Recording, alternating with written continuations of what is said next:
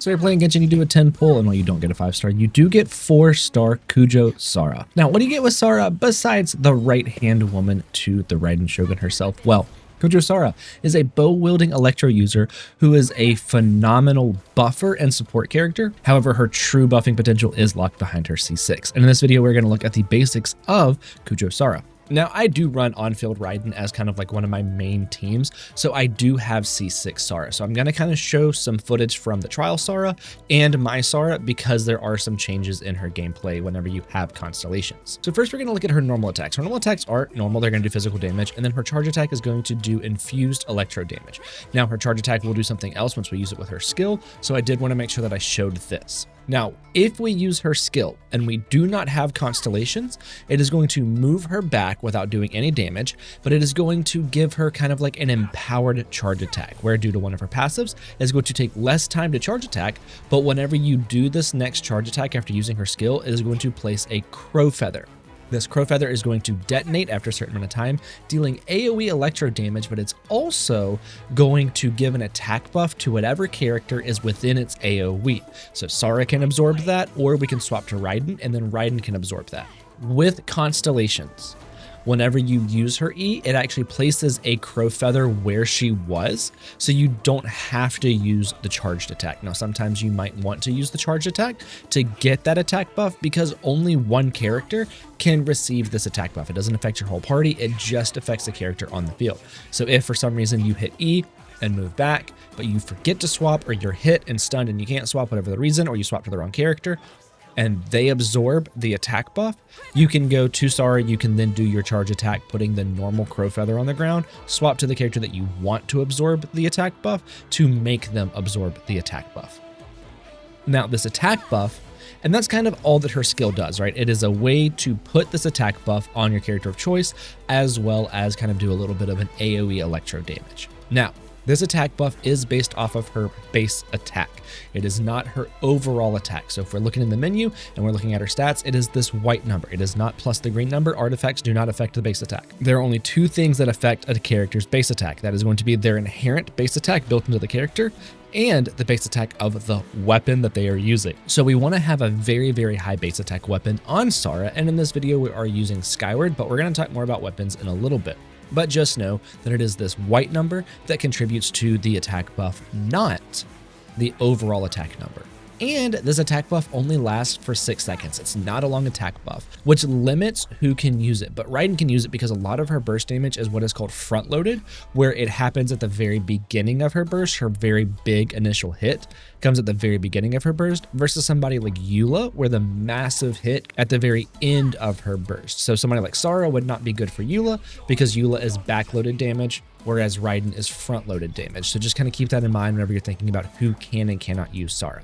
Now, Sara's burst is going to do a single massive AoE electric strike, dealing a ton of damage. And then it's going to have several smaller electric strikes that kind of radiate out from the center where the big massive strike hits. Now, this is really good for Raiden for two reasons. One, she has a very high burst cost, meaning that we can charge up Raiden's resolve stacks effectively with Sara. Two, once you have used her burst, if you swap to another character, like Raiden, if Raiden is hit, quote unquote, hit by one of the electric strikes, it activates the same attack buff that her skill does. So you can use her burst to also give the attack buff to another character. Now, these attack buffs can't stack. You can't get like one attack buff from the skill and then one attack buff from the burst. It's all the same attack buff, but you have the skill that can trigger it and the burst that can trigger it. Now, because the attack buff is kind of based around the skill though, you do want to level up the skill talent for the attack buff and the burst for damage. Raising the burst level will not raise the attack buff, only raising the skill talent level will. And that's kind of it for Sara. She is a buffing electro character that gives an attack buff to other characters. Now, I did mention Constellation, so I want to talk about that before we get into artifacts and weapons. Her C2 is the one that places the crow feather whenever she backs up to where you don't have to do the charge attack follow-up. That is going to be C2. And that one is great, but C6 is her best constellation. Her C6 is going to give an electro, specifically electro, crit damage buff to whatever character receives her attack buff, whether that is herself or that is going to be another character like Raiden. And you can in fact use kind of her skill and her burst together, where she absorbs the first hit on the skill uses her burst and then gets her own attack buff, but then you swap to another character to then be hit by the radiating lightning out from the second instance of damage from her burst, and the attack buff transfers to that character, so then they get the full attack buff. So you can use Sara, use her own attack buff, go to Raiden and absorb the attack buff at the end of her burst, and then allow Raiden to get the crit damage buff. But this 60% crit damage buff is crazy. Now remember, it is only Electro characters. It is only Electro damage that receives this crit damage buff. So if Benny gets the buff on him, it doesn't do anything because he's not doing Electro damage. Unless we have a way to infuse Electro into his kit, which I don't think we actually do,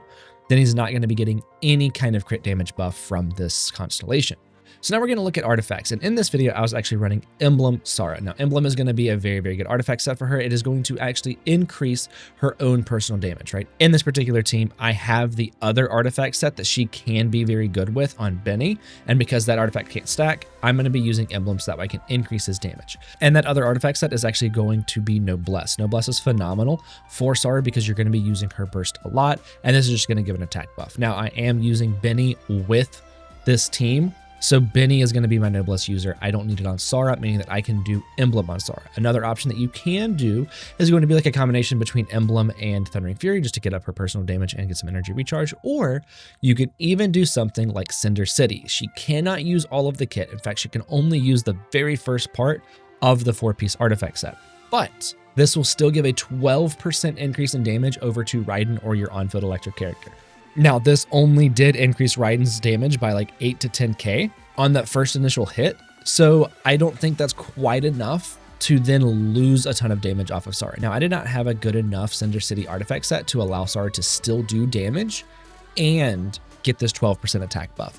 So I kind of swapped her back to Emblem just so that way she can resist, just so that way she can have that extra damage to her personal kit and thus increasing the team's overall damage. Now for this, you're most likely going to be running like an ER Sands, an attack or Electro Goblet, and then crit rate or crit damage circlet depending on what you need more of.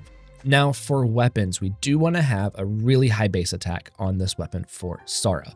It does have the highest base attack that you can get on a bow, so this is going to be phenomenal for her. I'm getting maximum attack buff from this Sara using this weapon. Now it's not going to be as good as Elegy because with Elegy you're going to get energy recharge, but this can still be a very, very good option, and it's on the standard banner, so if you've lost a 50-50, you might just have it.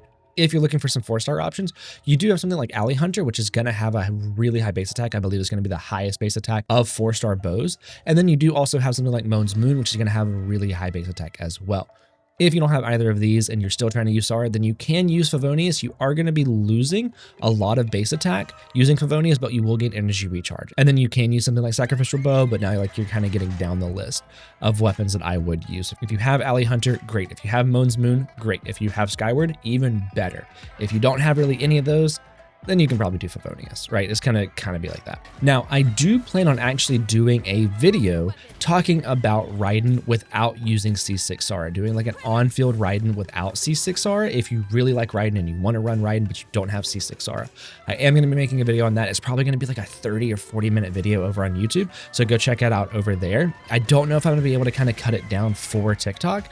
If I can, then great. If I have to do it in parts, I might do that instead, but the full video will be over on YouTube. So make sure that you're subscribed to that channel and check it out whenever it comes out. I am going to be doing it during this current banner. I do need to just kind of work on it and get it together. This is going to be a lot more production than my previous video, so that's why it's going to be so long too. So make sure that you go check it out over there. That's going to be it for this video. Cookie has green hair, I have green hair, and I will see you in the next one.